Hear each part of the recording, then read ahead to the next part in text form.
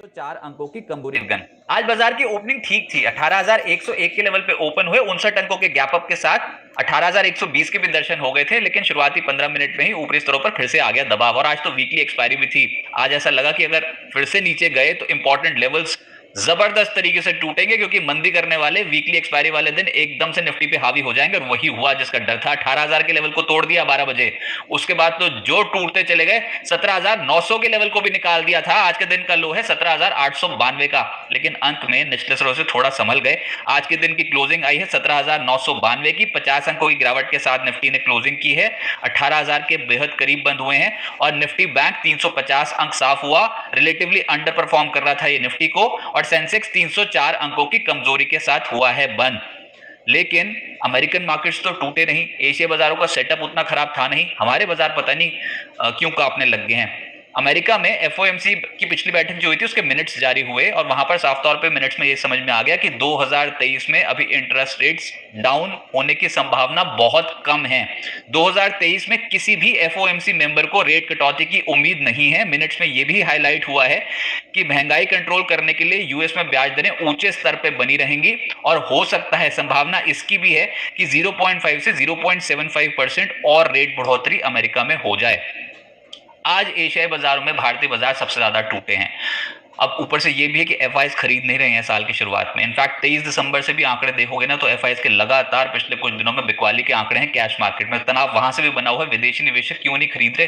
कहां गई वो प्री बजट बाइंग जो होती है और जो जनवरी की शुरुआत में वो खरीदारी करते थे?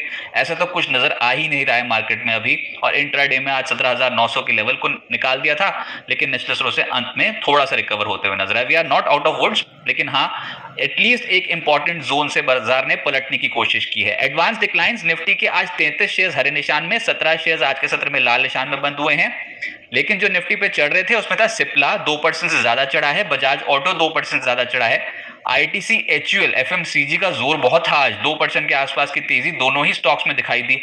जेएसडब्ल्यू स्टील भी पलटता हुआ नजर आया, 0.25% के आसपास चढ़ा है। निफ्टी लूजर्स में आज का सबसे बड़ा एक्सीडेंट था बजाज फाइनेंस। 7.25% की भारी भरकम गिरावट के साथ आज के सत्र में बंद हुआ है ये स्टॉक। और खबर यहां पर है कि Q3 बिजनेस अपडेट्स जो बजाज फाइनेंस ने एक्सचेंज पे फाइल किए हैं उसको लेकर बड़े ब्रोकिंग हाउसेस खुश नहीं है।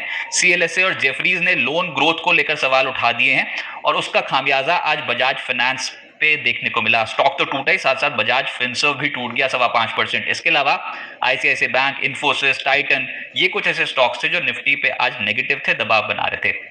एफएनओ गेनर्स में आपको अपोलो टायर्स नजर आएगा, कमाल की तेजी पकड़ी और दोपहर बाद तो दिन की ऊंचाइयां छूते छूते बंद हुआ है 5.5% की तेजी के साथ। एबीबी इंडिया लेटर हाफ में अच्छी तेजी पकड़े हुए था, यह स्टॉक 4% चढ़ गया।